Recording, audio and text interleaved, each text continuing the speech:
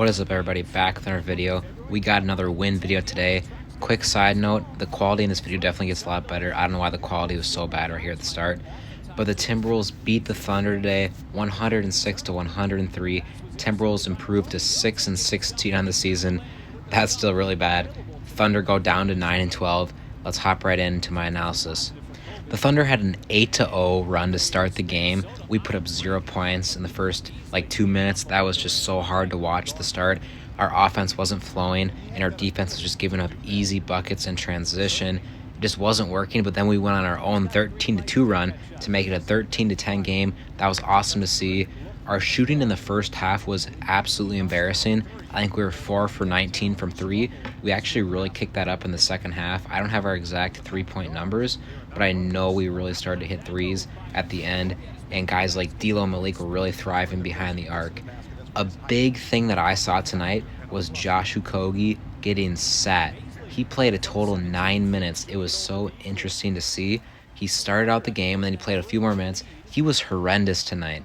In 9 minutes, he got 1 rebound and 1 assist. I think he got blocked 2 times. He did have some defensive stops. I think he had a steal and a block, maybe 2 steals. But other than that, he was just a complete offensive liability and couldn't do anything else. That's why he didn't play a single second after the first quarter. After a little bit into the second quarter. And I do think that was the right move to do that. I am very impressed by Saunders for actually doing that to a player. He doesn't seem like that type of guy. He seems like the nice guy that wants to keep the players in who aren't performing well. I'm so happy to see him, getting firm in Okogie and, just not playing him anymore. Okogie's got to learn. He's got to get better in offense. And Malik Beasley, holy cow, another impressive night. He's really making a run for this All-Star game. It's going to be tough to make it, but hey, if they have it, I think he actually could make it because I know a few players will be opting out, so he could get in as a replacement player, or he could just straight up make it as a reserve. Tonight he played 32 minutes. He had 24 points, 5 boards, 3 assists, so he was really producing other than scoring tonight. It was awesome to see. I like to see him putting up better assist numbers than a season average, and his rebounds are always pretty good. Naz Reid had a great night, 28 minutes, 17 points, 9 boards, 1 assist. He was having an absolutely terrible time trying to guard Horford, though. He went off for about 28. He had 26, 7 boards, and 8 assists. Horford, in 29 minutes only, almost had a triple-double. He had a night.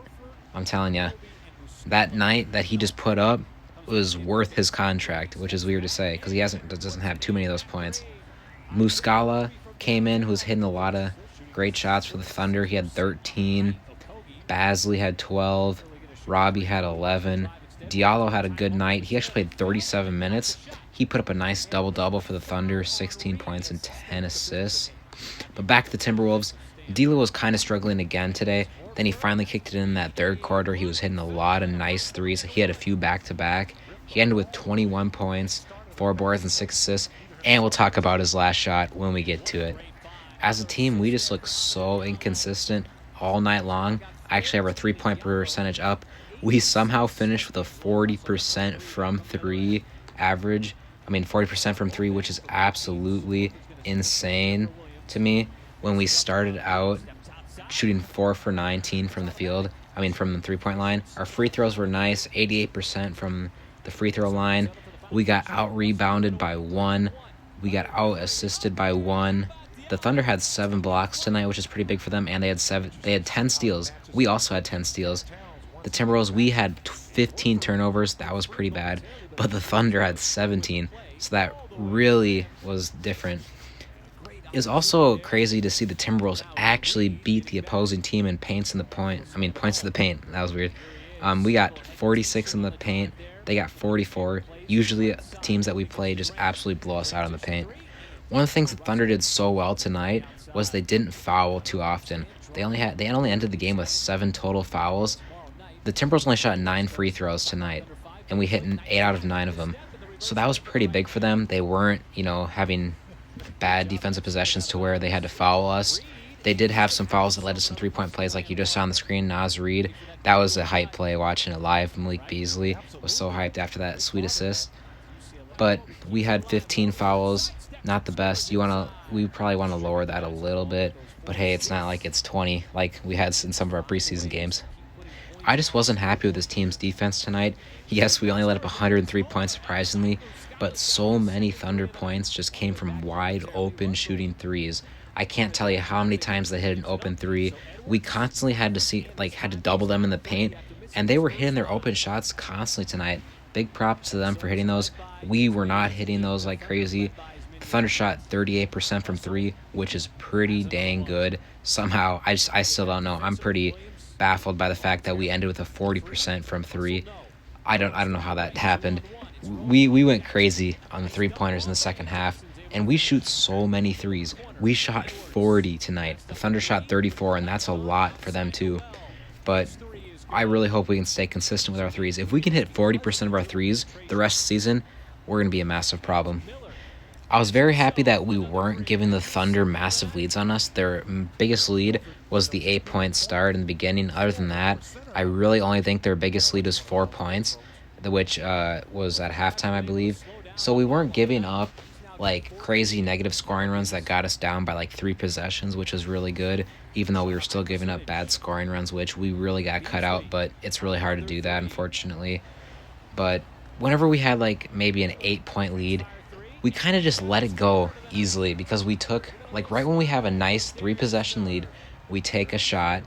Usually it's a bad shot. Usually it's a player playing selfish. We miss it, and then we don't get back on defense, so it leads to an easy transition basket for our team. That is a massive problem we need to cut out, and I really hope that changes when Towns comes back. Now we're getting to the late minutes of this game. I wasn't too happy with how we performed in these late minutes, but it's a lot better than what we've been doing against like teams like the Magic and the Spurs. When we had big scoring runs against us, well, it wasn't really big, but when we had maybe a 6-point lead, we kind of blew that. I remember the Thunder had a 5-0 scoring run to make it a 1-point game, but we didn't lose our confidence there. We kept hitting shots, which was amazing to see. We didn't have the best defense in the fourth quarter, but right there you saw we had some nice blocks that really helped us out in the end result as we won by 3. So we did have great defensive possessions, in my opinion, but we had a lot of really bad ones. So there wasn't really too much of in the middle defensively today. It was either a really good possession or a really bad one. Like right here, our transition game is just so bad. I'm kind of surprised they didn't win by... I'm kind of surprised Thunder didn't win today with how bad our transition defense was. We got to improve that massively. I hope that changes for tomorrow's game. Now this video is about to come to an end because D'Angelo Russell's about to hit the game-winning shot with a few seconds left. Here it comes up. He had a clutch shot right there too. And then I think the next possession he had a bad turnover, which is hard to see.